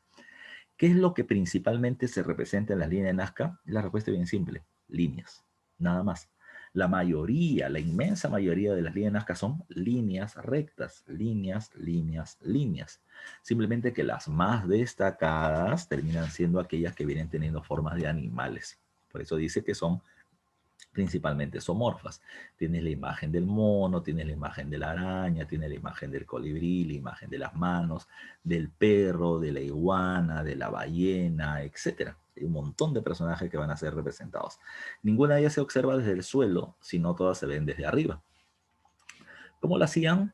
Mira, era una cuestión solamente de terminar haciendo un plano cuadrado, ya cuadrado a hacer pequeñas cuadrículas y terminar haciendo representación de líneas. Y tú podías hacer con eso una figura muy grande. ¿Qué cosa es lo que representan la línea de Nazca? Ahí es donde viene algo que ha sido 2 veces pregunta examen de admisión. Primera pregunta, ¿quién descubre la línea de Nazca? Y ahí está precisamente el dato, lo descubre Toribio Mejía Césped, ya que en algún momento trabajó como ayudante de Tello, de Julio César Tello, y luego se fue haciendo independiente. Él cuando descubre la línea de Nazca, él le pregunta a la gente que vive cerca de la línea de Nazca, ¿ya? Y le termina preguntando, ¿qué les han contado sus abuelos, bisabuelos, tatarabuelos con respecto a estas líneas? Y lo que Toribio Mejía deduce es esto, que en Nazca vivían diferentes tribus, diferentes pueblos, y que cada pueblo venía teniendo un tótem o un ser sagrado, ¿ya? Un ser sagrado, un animal al cual divinizaban. Entonces, lo que dice Toribio Mejía Gespe es que cada cierto tiempo se adoraba a cada uno de estos tótems o dioses. Entonces, ¿qué es lo que hacía la gente? La gente salía, ya salía, y daba vueltas alrededor de estas líneas que representaban a sus tótems o seres sagrados. Por eso es que él habla de que son caminos ceremoniales, porque la gente hacía procesiones alrededor de ellos. Así como está Toribio Mejía Gespe, esta segunda pregunta de examen de admisión. María Reich, ¿qué cosa plantea sobre la línea de Nazca? Ella plantea que son grandes calendarios astronómicos. Es decir, esta representación del mono la araña son constelaciones, son grupos de estrellas que así como los sumerios en Mesopotamia le terminaron dando la forma de un toro, le terminaron dando la forma de un pez, le terminaron dando la forma de un, no sé, de un león, pues ellos terminaron poniendo la forma del mono, la araña o la ballena. ¿Ya? Ahora, ¿para qué? ¿Ya? ¿Para qué? Para terminar haciendo una relación entre tiempo y constelaciones. O sea, yo veo un grupo de estrellas en el cielo, las termino poniendo precisamente sobre el suelo y le doy estas imágenes y sé que va a terminar llegando la época de lluvias, la época de sequías, etc. Era calendario astronómico para terminar viendo las cuestiones del clima o del tiempo. No se olviden, pregunta de examen de admisión. John Reinhardt ya va a terminar planteando que como la mayoría de las líneas son rectas, ellas sirven para poder saber que debajo de esas líneas están pasando las aguas subterráneas para poder hacer acueductos. O por otro lado, vas a terminar teniendo una investigación japonesa más cercana, ya, pero hace como 10 años, que plantea que las líneas de Nazca y las líneas de Paracas, que te decía que eran más antropomorfas, todas terminan siendo una suerte de guía ya hacia la ciudad de Kawachi. Es un camino ceremonial hacia el centro de peregrinación. ¿Ya? Hay muchas interpretaciones. ¿Qué pasó al final con Nazca? Crisis del intermedio temprano con fenómeno del niño y luego los Wari los invaden. El otro pueblo es un caso particular. Tiahuanaco, ¿ya? Tiahuanaco. Acá le estoy poniendo de arranque que Tiahuanaco nace en el intermedio, acá me he equivocado, acá me he equivocado, me van a disculpar muchachos, acá tienen que hacer una corrección. No es intermedio tardío, sino debe ser intermedio temprano, ¿ya? Un error, un laxus blanquiazul, muchachos, ¿ya? Intermedio temprano, debe decir acá. Mira, Tiahuanaco, ya Tiahuanaco convive con Moche, con Nazca, con Lima, con Huarpa, ¿ya? Pero va a suceder algo. Final del intermedio temprano, fenómeno del niño, los pueblos entran en crisis y Huari comienza a expandirse, se forma un imperio. Pero la particularidad es que pueblos como Moche, Nazca o Lima van a terminar cayendo. En cambio, Tiahuanaco no. Tiahuanaco y Huari van a terminar conviviendo. ¿Ya? No se olviden, ¿ah? ¿Ya? Acá me están preguntando por interno, profe, ¿qué es un intermedio? Lo dije al principio de la clase, pero lo repito. Intermedio es primero el periodo que está entre los horizontes y es la época donde varios pueblos conviven y vienen teniendo diferencias culturales, como en el caso de la cerámica. No se olviden, ¿ya? A ver, vuelvo a repetir, ¿ya? Por eso estoy explicando, ¿ya? Tiahuanaco nace en el intermedio temprano, pero ¿qué dice ahí? Pero se mantuvo vigente en el horizonte medio, ¿ya? O sea, Tiahuanaco es la única cultura que va a estar en dos periodos diferentes, ¿ya? Para ponerlo así. Lo que pasa es que lo ponen a Tiahuanaco como horizonte medio, ¿por qué? Porque John Rowe, que es el que hace la diferencia entre horizonte e intermedio, dice que el horizonte medio es Huari Tiahuanaco, ¿ya? Huari Tiahuanaco, y no está alejado de la realidad, simplemente que Tiahuanaco, ya Tiahuanaco termina naciendo antes, ¿ya? Y convive o mantiene su supervivencia en la época del Horizonte Medio y convive con Wari. Si te das cuenta, mira el mapa que le estoy poniendo ahí al costadito. Wari de morado y Tiahuanaco de celeste están viviendo en la misma época, pero Tiahuanaco viene desde antes, ¿ya? No se olviden de eso. Espérenme un segundito, por favor.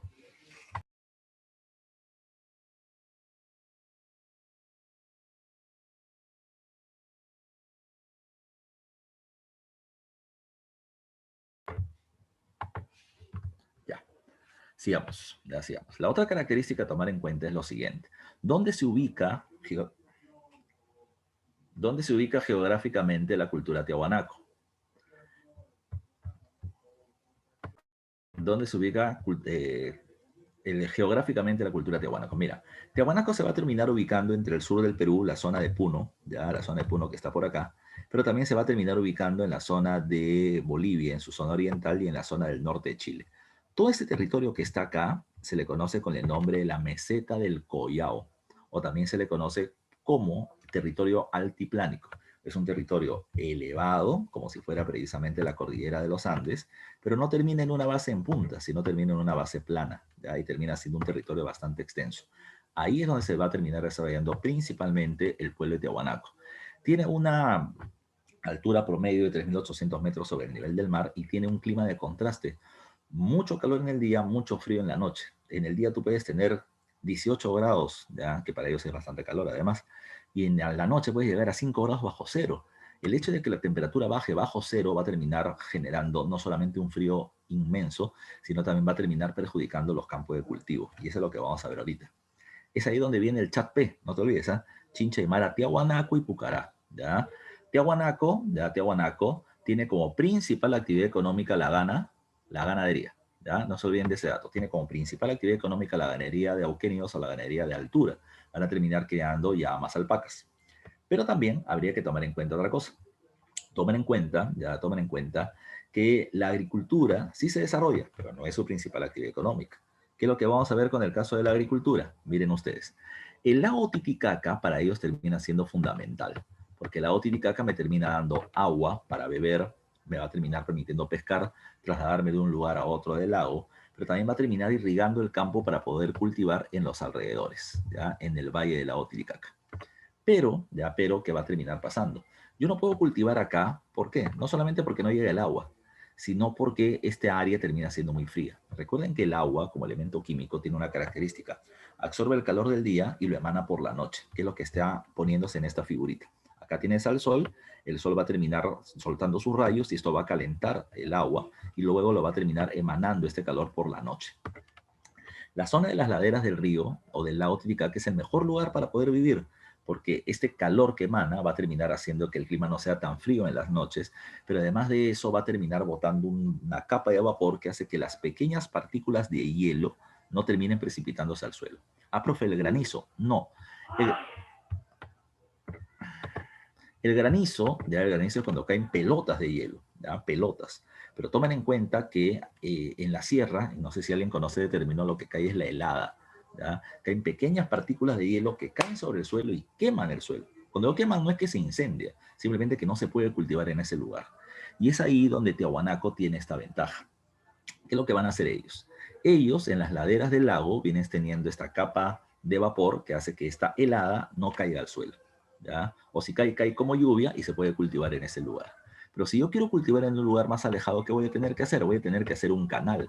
El problema es que si yo dejo el agua expuesta en la superficie, el frío de la noche lo congela. ¿Qué van a hacer ellos? Van a hacer estos pequeños montículos. Estos montículos de tierra que están acá al costado se les conoce con el nombre de camellones o guaruguaru. ¿Por qué se le llama camellones? Porque son como jorobas del camello. ¿Ya? La tierra que yo extraigo acá, ya mira tú, la tierra que yo extraigo acá al excavar, esta tierra que yo he terminado sacando, la voy a terminar poniendo acá. Voy a terminar teniendo como montículos. ¿Ya? Y voy a terminar haciendo canales para que venga el agua del lago. ¿Por qué se hace esto? Porque recuerden también por física, de que las corrientes de aire frío siempre van para abajo y las corrientes de aire caliente para arriba. Entonces, cuando las corrientes de aire frío van a pasar por la superficie, van a congelar el agua, se ponen estos montículos para que las desvíen, ¿ya? Para que las desvíen y no las congelen. De esa manera mantienes el agua líquida que absorbe el calor del día y lo emana por la noche, permitiendo estas zonas de cultivo. Gracias a los camellones, lo que tú tienes es una ampliación de la zona de cultivo. En castellano, si yo antes podía cultivar 30 toneladas de oyuco, pues ahora puedo cultivar 50. Si yo puedo cultivar antes 20 toneladas de kiwicha, ahora puedo cultivar 40.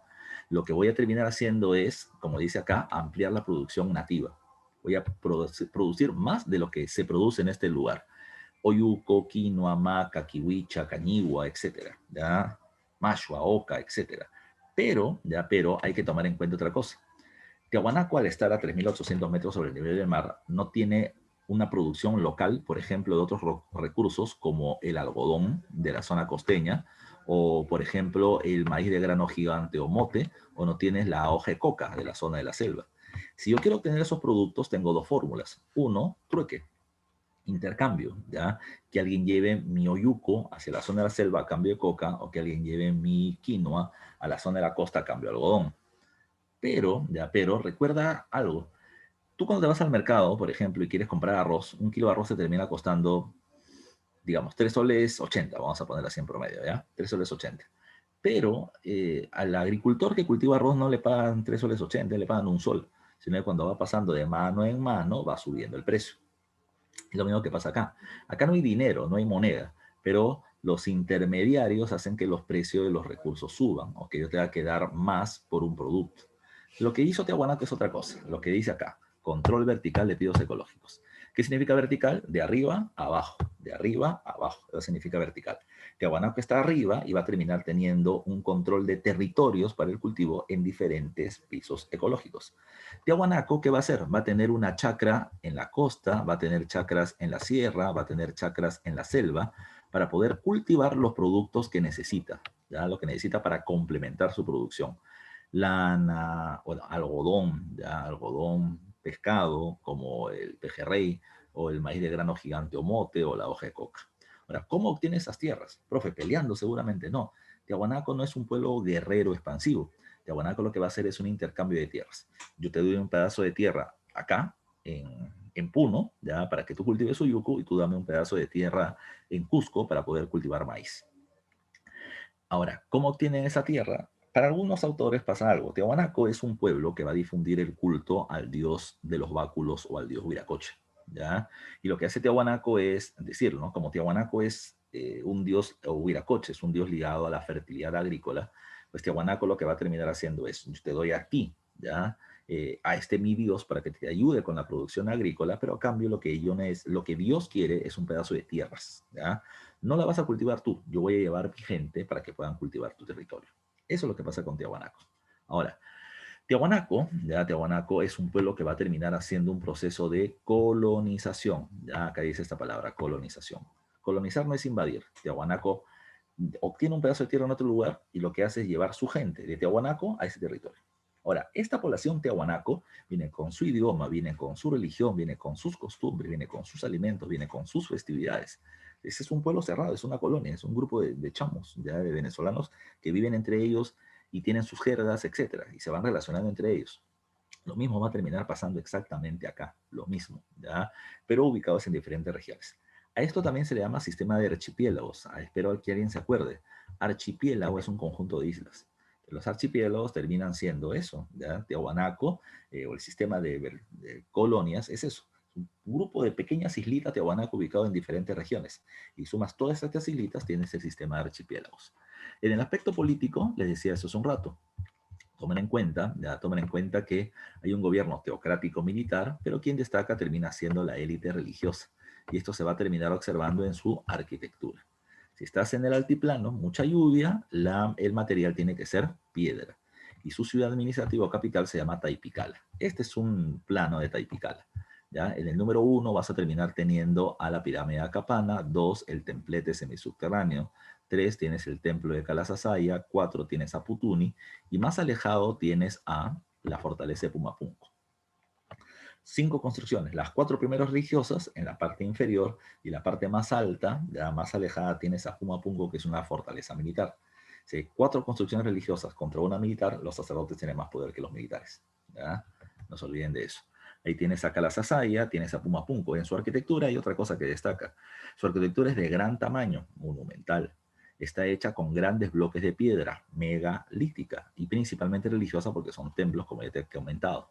Ahora, también va a destacar la escultura. Por ejemplo, en la entrada al templo de Calasasaya vas a encontrar esta imagen que es la famosa portada del sol, donde en la parte superior vas a terminar encontrando la imagen del dios de los báculos, ya, o Huiracocha, que también se le conoce con el nombre del dios Llorón, porque de sus ojitos terminan saliendo serpientes, ¿ya? Y la serpiente representa al agua, ¿ya? Y eso está ligado a la fertilidad.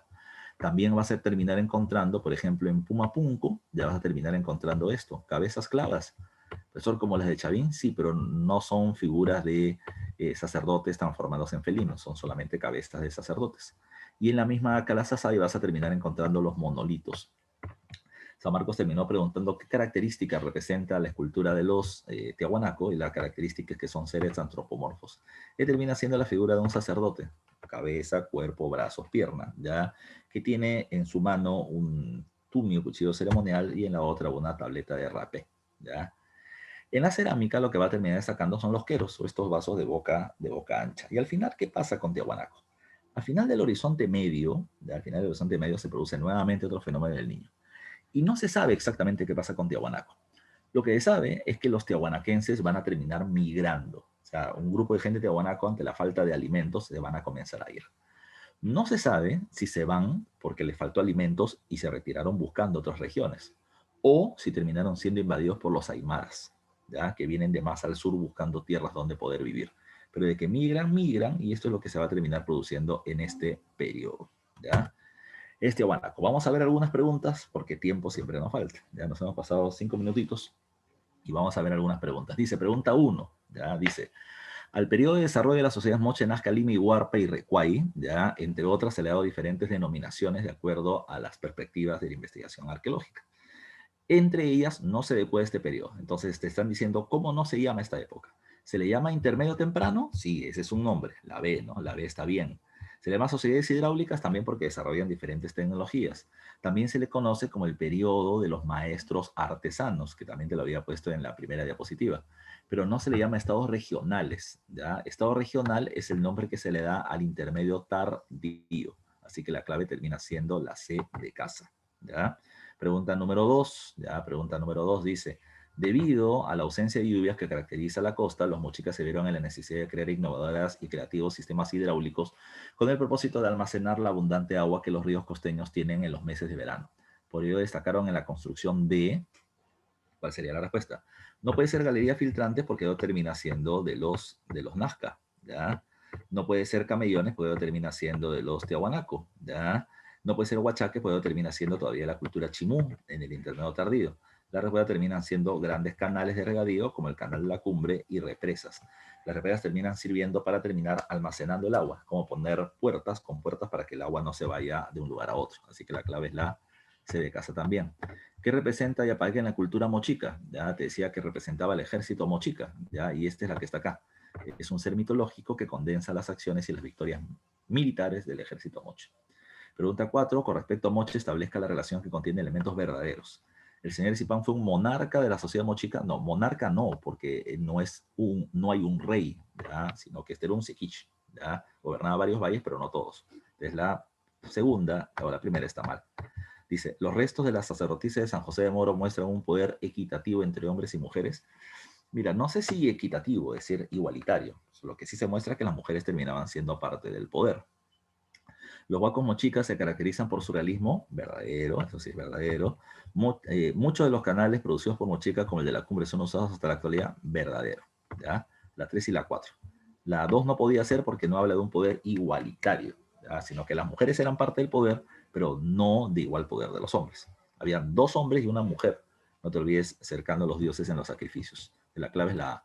Pregunta número 5 dice, indique el enunciado correcto con respecto a Mochica. Entre los frisos, que son los murales que aparecen en sus templos, como la Huaca de la Luna, de sus templos encontramos imágenes de sacrificios humanos. Recuerda que estaba la danza de la muerte, estos patas que están siendo llevados en soga en la Huaca de la Luna. En la tumba de la Dama de Cao se observa entre sus ofrendas una gran diversidad de joyas. Sí, eso es verdadero, que muestra de la orfebrería de los moche. Su cerámica usaba hasta 7 colores, mochica solamente 2, 3 como máximo. Ayapaec es la única deidad de los mochica. No, recuerden que no hay monoteísmo, simplemente que termina siendo la figura que más se recurre a él. Entonces la clave es 1 y 2, clave A de avión como le están planteando por interno. La cultura nazca se desarrolló durante el intermedio temprano en la costa sur del actual territorio de Perú. ¿Su principal centro administrativo cuál fue? Te lo dije hace un rato. ¿Cuál era su capital? Su principal centro de dominio. La clave es la D de dedo, Cahuachi, como lo acaba de responder Ruth. Muy bien, Ruth. Pregunta 7. Nazca creó una tecnología hidráulica. Hidráulica es manejo del agua, con la que logró extender los espacios de captación y concentración de agua, tanto para el consumo como para ampliar la zona de cultivo. ¿Cómo se llamaba eso? Ya, por ahí le debe estar respondiendo. Ahí han marcado 2. La respuesta tiene que ser galería filtrantes, la D de dedo, ya como lo ha terminado diciendo Ruth nuevamente. Así que galería filtrantes. Pregunta número 5, la pregunta número 8. El arqueólogo Johnny Isla realizó una investigación sobre una serie de geoglifos hallados en el pueblo de Jauranga, ya con presencia de la población Paracas. Ya en ella se aprecian figuras antropomorfas, las líneas de Paracas, principalmente dispuestos en la ladera de los montes. Gracias a esto se puede inferir que Paracas y Nazca. Paracas tenía línea de Nazca, o Paracas tenía geoglifos, Nazca también, hay una continuidad entre estos pueblos, ¿ya? Entonces debe decir, son parte de una continuidad cultural regional, igual que las características de los guerreros. 8, clave C de casa. 9, dice, uno de los motivos iconográficos principales, ya principales, identificados en la cerámica y la textilería nazca, ¿cuál es? Ya, no te olvides que son las cabezas trofeo de los guerreros nazquenses. 9, C de casa. Vamos, pregunta 10. Dice, no es una característica relacionada con la cultura nazca del periodo intermedio temprano. No es, o sea, me están pidiendo lo falso. ¿Su gobierno fue encabezado por una estrategia militar? Sí. ¿Difunden el uso de la policromía en la cerámica de Tiahuanaco? No. Ya, en los Huarpas sí, pero en Tiahuanaco no. Su principal divinidad es Con, verdadero. Ante su crisis fue invadida por Wari, sí. Ya, la clave es la B. Ellos no van a influir sobre Tiahuanaco, influyen sobre Huarpa en Ayacucho. Y eso lo vemos en la próxima clase que veamos Wari. Tiahuanaco tuvo como espacio inicial de desarrollo en entorno geográfico la meseta del Collao, ya, esa es la zona donde se va a desarrollar Tiahuanaco. Indica qué tecnología agrícola está relacionada estrechamente con Tiahuanaco, ya, los camellones o guaruguaru, la C de casa, ya. Pregunta 13, a ver, pregunta de una cita. Ya, dice, a pesar de que no constituían sino unos cuantos miles de unidades domésticas, o sea, no tanta gente, controlaban a través de colonias permanentes varios recursos alejados de su centro de mayor población, o sea, tenían colonias en diversos lugares. El carácter permanente de estos asentamientos nos ha sido revelado por la información contenida en las visitas, que son lo que se ve en las crónicas de los españoles. No se trata ni de migraciones estacionales, no era por momentos, ¿ya? Dice acá, ni de comercio ni de transhumancia. La población ha sido un esfuerzo continuo por asegurarse el acceso a islas de recursos, colonizándolas con su propia gente a pesar de las distancias que las separaban de sus núcleos principales de asentamiento. La cita anterior es de un antropólogo llamado John Murray, ¿ya? Y de la cual se puede hacer referencia a que Tiahuanaco tenía colonias en diferentes lugares y ese era el control vertical de bios ecológicos. No era sistema comercial, no es mestizaje, avance de la dominación militar, Tiahuanaco no tiene guerras, es el control de excedente de producción de diferentes pisos altitudinales. Lo que cultivaban allá, lo que no consumían por vivir acá, todo lo que sobra iba para Tiahuanaco, ¿ya? Y esa era parte del control de bios ecológicos para complementar su producción. Y las últimas dos, para irnos, dice, ¿esto de acá de quién es? Esto es de Tiahuanaco, son las cabezas clave de Tiahuanaco, no te confundas con las cabezas clave de Chavín, no te olvides. Dice, en Taipicala, centro administrativo de Tiahuanaco, se observa una serie de muestras arquitectónicas, entre ellas no encontramos. A ver, Pumapunco es la zona militar, el templete semisubterráneo, Calasasaya, donde está la Portada del Sol, y esta quería, al igual que Cahuachi y la Tinguiña, es de Nazca, no te olvides. Así que la que no es la A. ¿Ya? Bueno, muchachos, ahí hicimos todas las preguntas, ya me pasé el tiempo, así que los dejo, ¿ya? Cualquier pregunta me la hacen saber a través de Katy, yo con gusto para poder responderles. Katy, te dejo a los muchachos para que sigan con su próxima clase. Nos vemos en la próxima clase, muchachos, a seguir estudiando y a esforzarse. Muchas gracias, profesor Mendoza. Chicos, nos conectamos a las 12 para la clase de literatura.